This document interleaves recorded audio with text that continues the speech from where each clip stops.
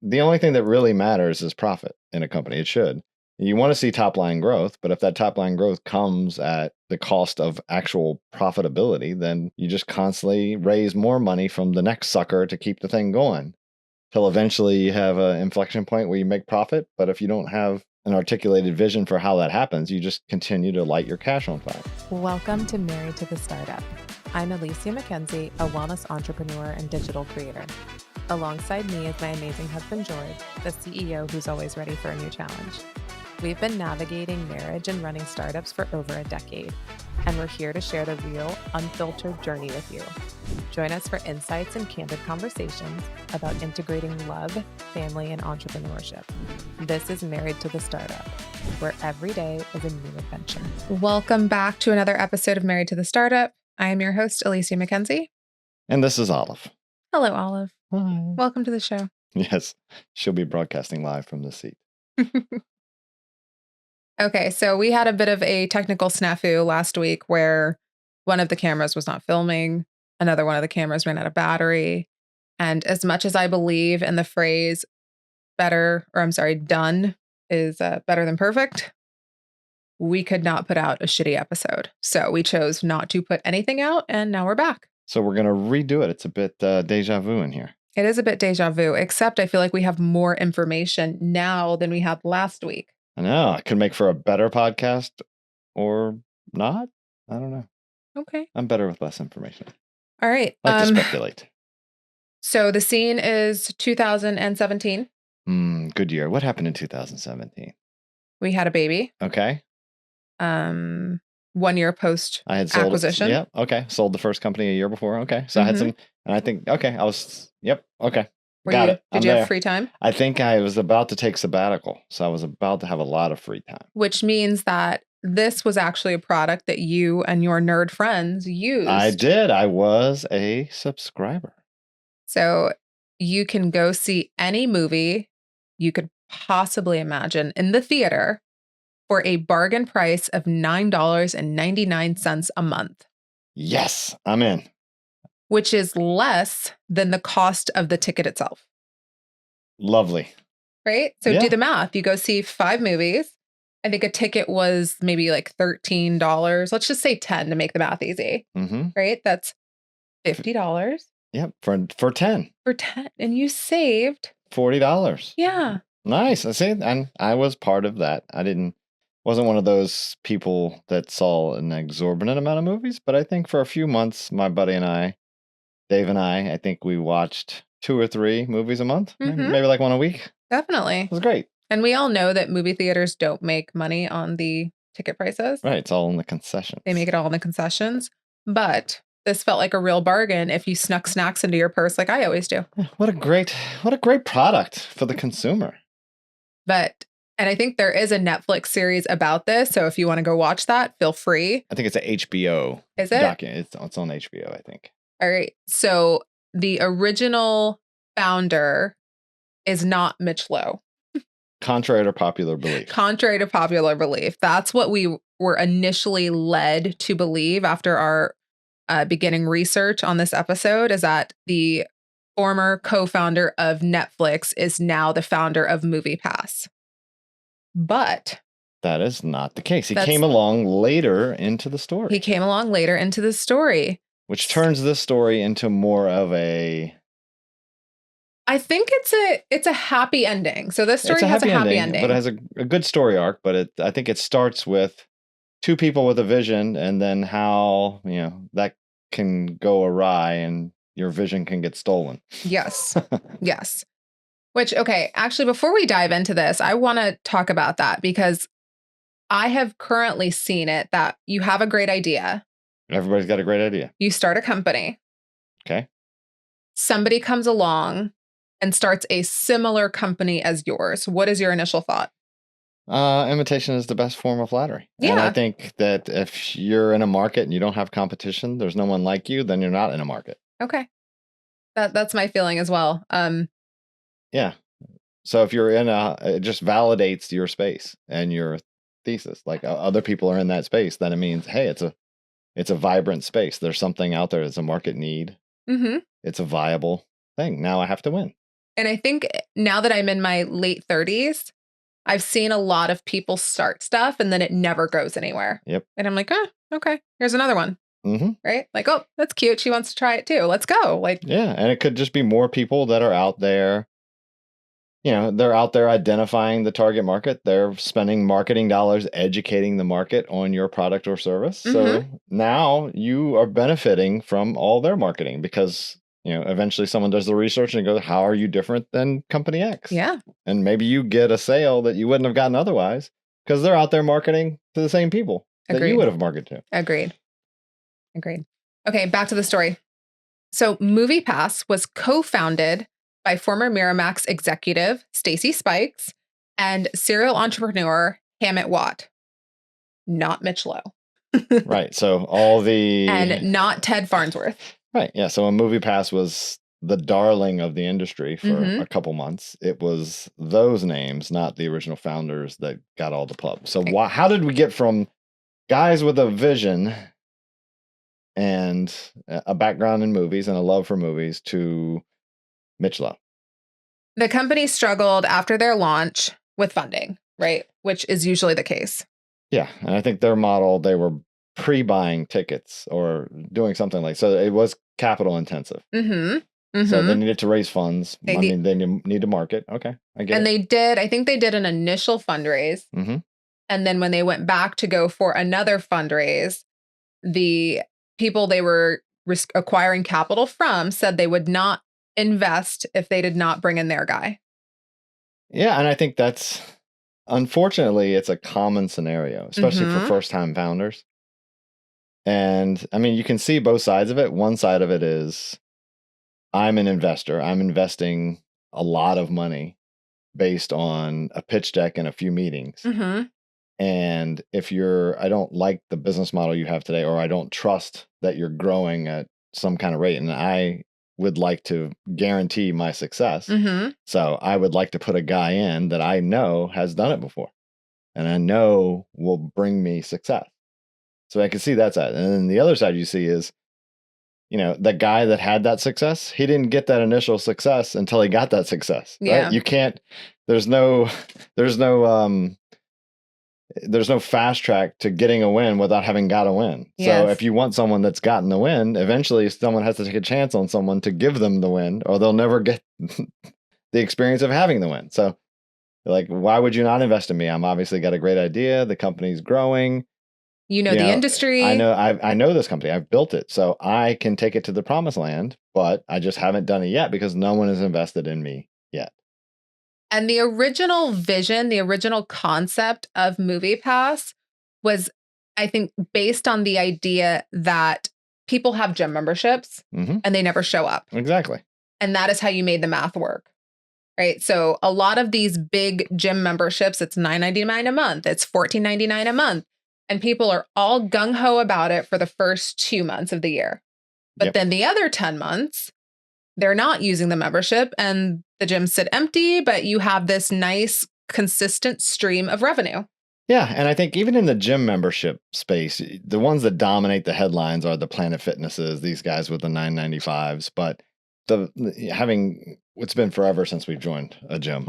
I'll caveat it with that. But when we did, like a Gold's Gym or something like that, it's not $9.95. It's like $40 a month. And it's like $90 or $70 a month for a family. And if you want to do the yoga, it's separate. If you want to do the CrossFit stuff, it's separate. Yes. So, there's the bargain basement stuff, which is the $9.95 loss leader. And you get most of the times terrible equipment and a terrible atmosphere. It's kind of, And then if you go up the stack, it's more expensive. So I think that $9.95 MoviePass, we'll see. Yes. So the company launched their beta program in 2011, but they received a lot of pushback from the big box theaters. Yeah, this was 2011. Yeah, so at that point, box offices were still doing well. So why would they want this newfangled MoviePass? And AMC disassociated themselves from MoviePass. They didn't want anything to do with it. Okay, I could see that. Right. So going into 2016, this is a few years down the line, key investors told Spikes that they would not invest unless Mitch Lowe, who is the former Redbox president, would run it. Redbox. Redbox. Go to your grocery store and rent a DVD through this machine. That's what I remember about Redbox. Yep, me too. I don't know if there was anything else to it, but that's what I remember. Yes. So desperate for cash, they agreed. They took the poison pill, so they had to. They had to, which you see a lot of founders make that decision because they are capital heavy and they're running out of money. They're burning hot. Yeah. And then, you end up getting pushed out of your own company, which has happened to even the most successful of CEOs, but it's happened to a lot of them. Mm-hmm. And I think you have to know the business space that you're in. And if it's capital intensive, how do you stay ahead of the wave? Yeah. You can't get crashed by it. Yeah. And that's kind of what this happened, it seems. Absolutely. You're in a predicament where you have to, kind of sell out the company to keep it afloat. So not only was Mitch Lowe brought in as the CEO, okay, he was given a board seat. Mm-hmm.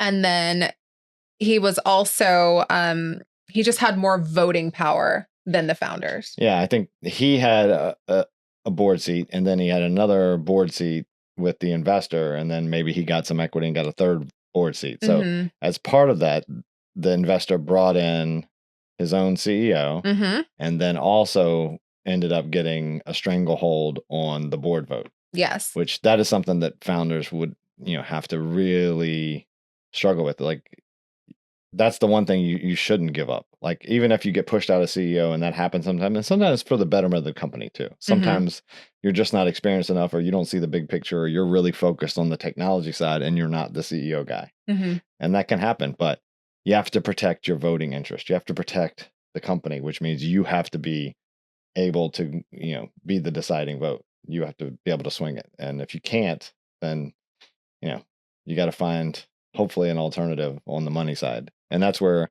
a lot of the newer companies, they created, the super shares and all these things where you may have less total shares, but your votes are 10x the other people's votes. And I also want to make a point that before Mitch was brought in, the price was not $9.99. Right. They had a higher price point of entry.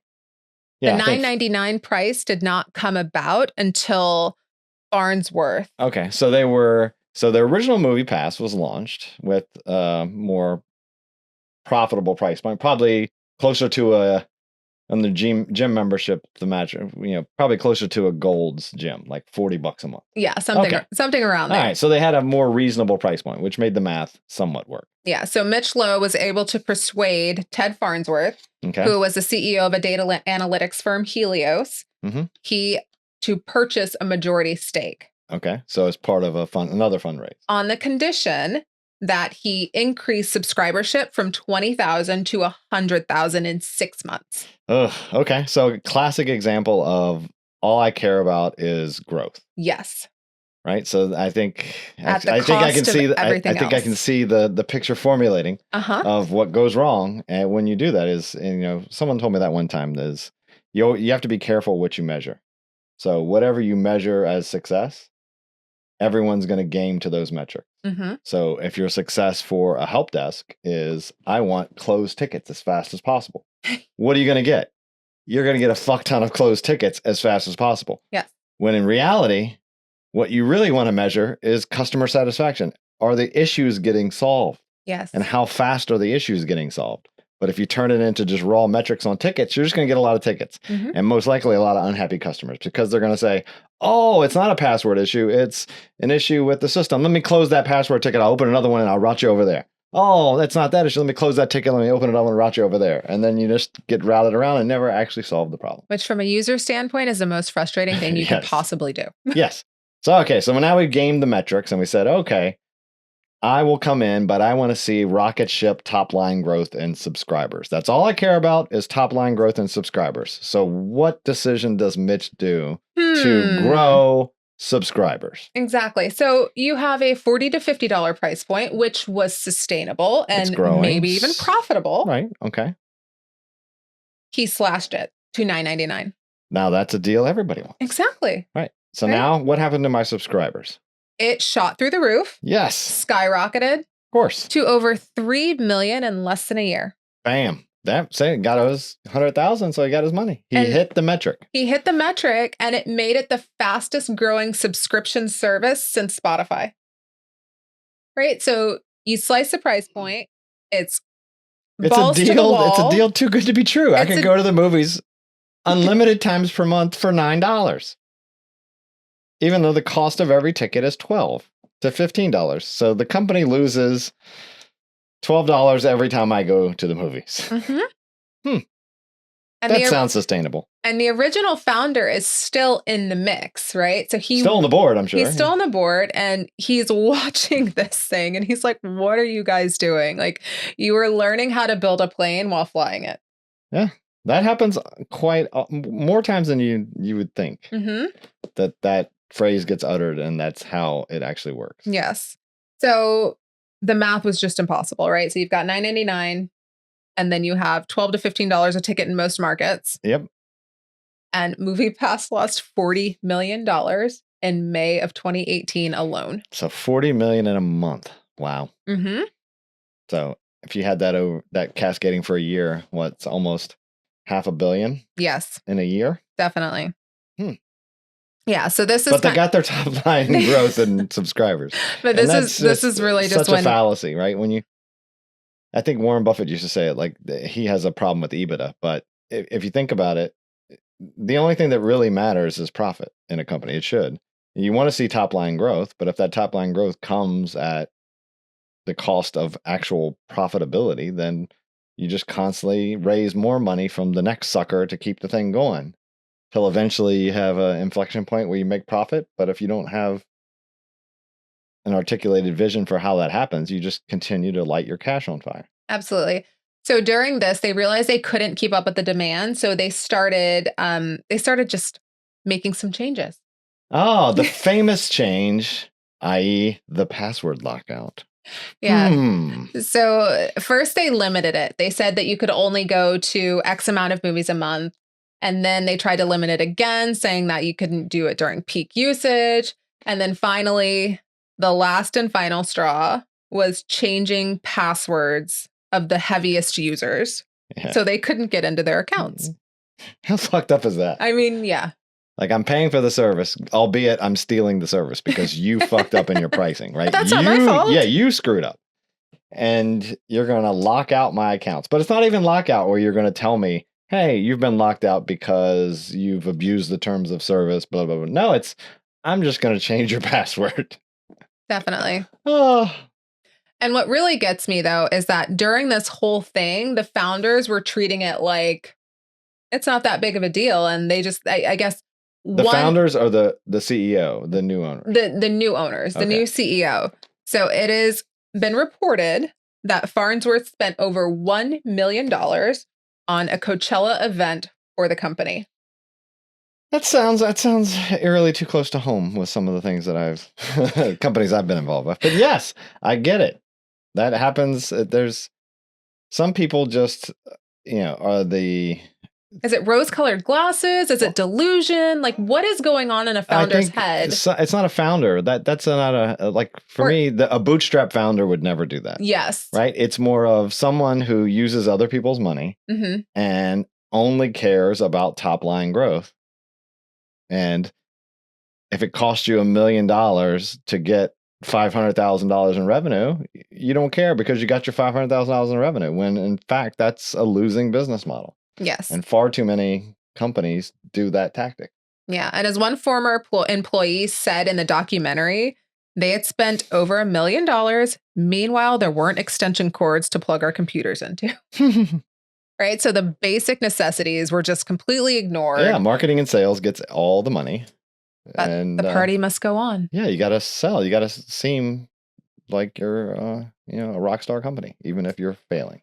So MoviePass announced its closure on September 14th, 2019. Yeah. But wasn't there some other shenanigans going on during that time? Like, I do believe they took out a $380 million loan against the company. Was this after bankruptcy? No, it was before bankruptcy. Was it? Yeah. I think shortly thereafter. That's how they got in trouble with the SEC. Yeah, well. Yeah, because so what they had done is and it's classic. It's not classic. It is kind of classic a PE or investor playbook. So they invested money in the company. Let's say they invested 400 million in the company. Yes. The company had 100 million of cash on the balance sheet. So the company looks profitable, and you take out a loan against the company. No, the company, as they're raising money, they also take out debt. So now you take out $380 million of debt against the company. Yeah. And they use that $380 million plus the $100 million on the balance sheet to pay back their investors. Okay. So they made their money out. So some of the investors made some their of money. them, yes. They had spent $1 million on Coachella while they didn't have the basic necessities of the company. Yep. And at the height, they were burning $5 million a day. $5 million a day. So after all said is done, $310 million is the total losses so far of MoviePass prior to their bankruptcy in 2019. Oy.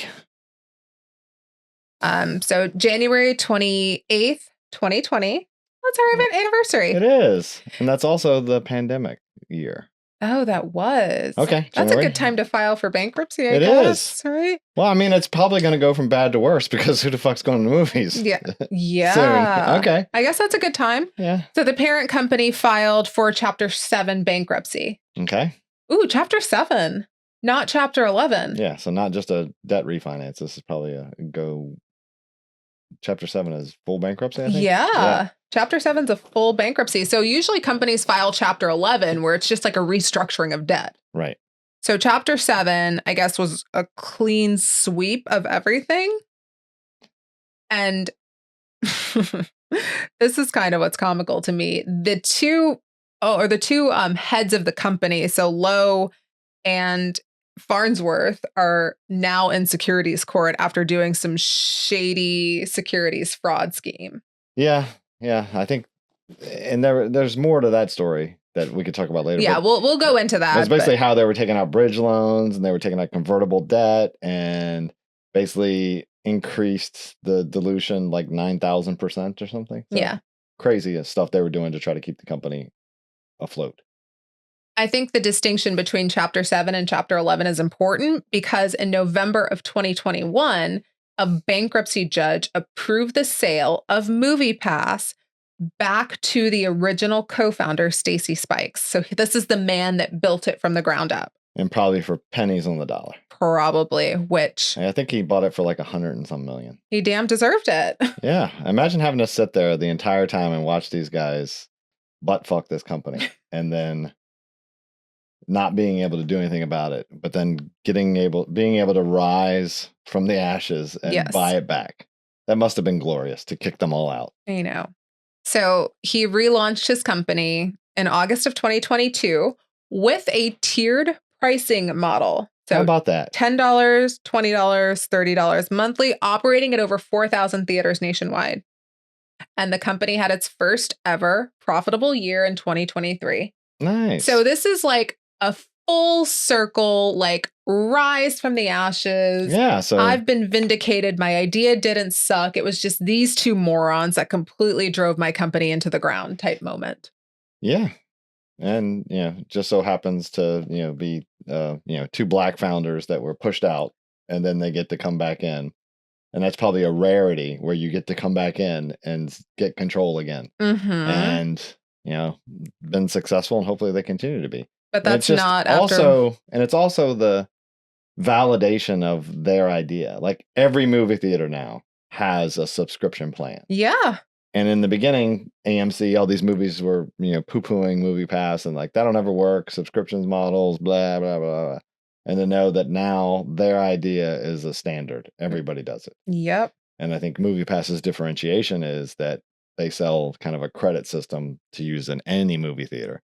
Whereas AMC is just AMC theaters. Regal is just Regal.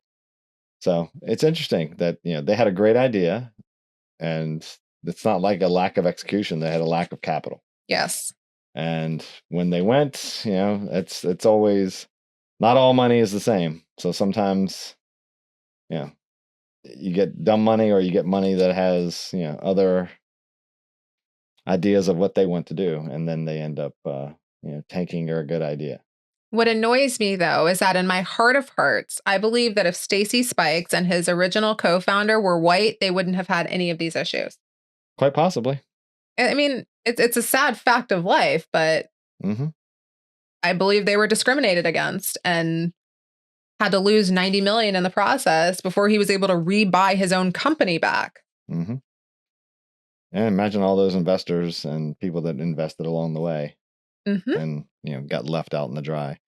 But it's just a classic example, a couple, one of, you know, a black founder losing control of his own company. Hmm. Two, um, you know, being wrongfully prioritizing what's important in the business. Right? It feels like all they did was try to grow subscribers, rocket ship subscribers, burn cash like there's no tomorrow, thinking that at some point you'll be able to what? Make up the revenue? Yeah, figure out a way to upsell them into something else, sell Yeah. the data on user behavior of what they're watching. I don't know. Maybe there was a data analytics play later, but it was too big a loss leader. Putting growth before profit is always the wrong answer. Yeah, you have to be Always. able to grow sustainably. And if there are some industries that are capital intensive, like if you're manufacturing, right? You need an outlay of capital to build the infrastructure. Or Absolutely. even software. It used to be, I think, with vibe coding and everything with AI, that cost is coming down considerably. But it used to be, it requires a lot of build time before the product is ready, and you need cash to build before you can start selling. But the way those models work is that there's an inflection point where the cash to cover your build cost or your infrastructure is flat and your revenues grow tremendously, which means profit grows tremendously. But in this case, their cost was linear to the revenue. So every $9.90 of revenue they sold, it cost them between $12 and $50 to $100 a month. Hmm. So there was no way in which the math would ever work. Yeah. Yeah. So it really highlights like a dilemma that a lot of founders go through, right? So Spikes took the deal because he needed the capital. Yep. And I think you know that feeling. Yeah, sometimes you have to make the deal that's in front of you. Not always the deal you want, but the deal that's in front of you. How could he have better protected himself? Yeah, I think it's taken the deal with an additional board seat or yeah, you had to protect his control, or at least voting control in the board. So Mhm. figure out a way in which, you have super shares or something. It all depends on where he was in that moment. Was it, I have to get this money or my business will collapse, like it's going out of business? Or Yeah. is it, I have to have this money to grow the business? Two different dilemmas. If it's the former, then you're stuck behind the eight ball and you've got to make a deal, even if it's not a good one. But if it's just to grow the company, maybe you could delay it. Maybe you could look for other partners, find other ways to grow the revenue or grow slower. Yeah. And then this is an uncomfortable statistic that I just really want to highlight. So in 2023, Black founders in the US raised just over 0.48% of all venture capital, which is the lowest recorded in recent history. Right. Yeah. So MoviePass isn't just a story about a startup needing capital. It is more so a story about who gets rescued and who gets replaced. Yeah. Yeah. Who gets funded and who doesn't? Hmm. So, I mean, I think next chapter, which is my nonprofit, I want to fund women. Right. That's my goal. Which is another group that is probably severely underfunded. Absolutely. Right. If you were a woman founder or if you were experiencing a life transition, like my goal with next chapter, which is a 501c3, is to just let's give away some capital. Yeah. Lift up. Yep. But it's interesting. Like I've heard on other podcasts too. It's kind of back to why they chose these guys. There's repeat founders get funded far more frequently and with far more capital than first time founders. Mm-hmm. And even if that repeat founder failed miserably. Yeah. Like even if you blew hundreds of millions and cratered the company, you're still more likely to get funded than someone who's never been funded. Mm-hmm. But come on, man. Look at where these two guys are now. I know. I hope they continue to be successful and they run this company and it grows and grows. not. Oh, the two shysters? Yes. Yeah. One's in jail and one's about to be in jail, right? Right. So Mitch Lowe and Ted Farnsworth have both been charged with 1 count of securities fraud, 3 counts of wire fraud, and they are both awaiting trial for all of their charges. Yep. It's And Farnsworth is currently in jail. I know. Isn't that crazy? Right? Like, so you chose these 2 morons over the original founders because you couldn't see past. Maybe. I mean, we don't know all the details, but it sure seems like that. If it walks like a duck and talks like a duck. Yeah, most likely. Come on. Yeah, terrible.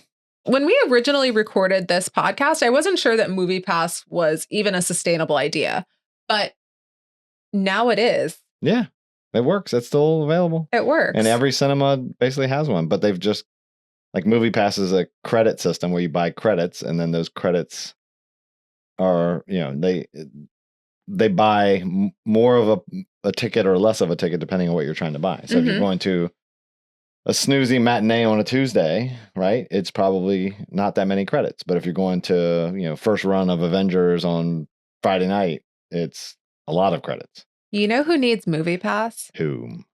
Baby Maya. She does. Because she goes to see the same movie 5 times and she sees it all matinees. Yeah. During the day with like 2 people in the theater. We should get the nanny. We should. And look at Baby Maya. MoviePass. MoviePass. Every time I hear MoviePass, I think of Movie Phone from Seinfeld. Yeah. Well, the gist is Kramer, his number is 1 digit off from Movie Phone, this new service that launches where this is the 80s, where you'd call and it would tell you what movies were playing and at what times. So people kept calling his phone. So eventually he just grabbed the newspaper and he would just answer, "Welcome to Movie Phone. Tell me the movie you want to see." And they would tell him and he would look it up. It starts at 6:12. That's actually kind of funny. And he would just pretend to be Movie Phone. That's really funny. Okay.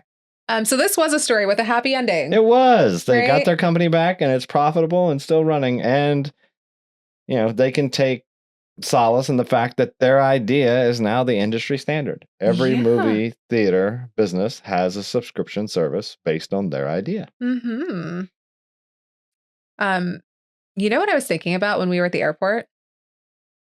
What subscription? We need a product that can just like easily clip on to a suitcase and it can hold a cup. I've seen some of those suitcases that have it built in. Have you seen that? I did. I've been getting fed that one ad with like it's a cup holder like flips out of the side of it. I think it was when we were leaving West Palm. I saw someone with it. I need it. Yeah, I'm always holding beverages. I know, and it's so annoying. Like I would just rather throw it in the garbage than like have to deal with accidentally spilling it or whatever. And they used to have the batteries. Do you remember the batteries? I don't think you can do those anymore. I know, because then they had they have a golf bag that follows you on the course. Yeah. Right? It's a robot and basically follows you. So you don't have to pull the bag, it just follows you.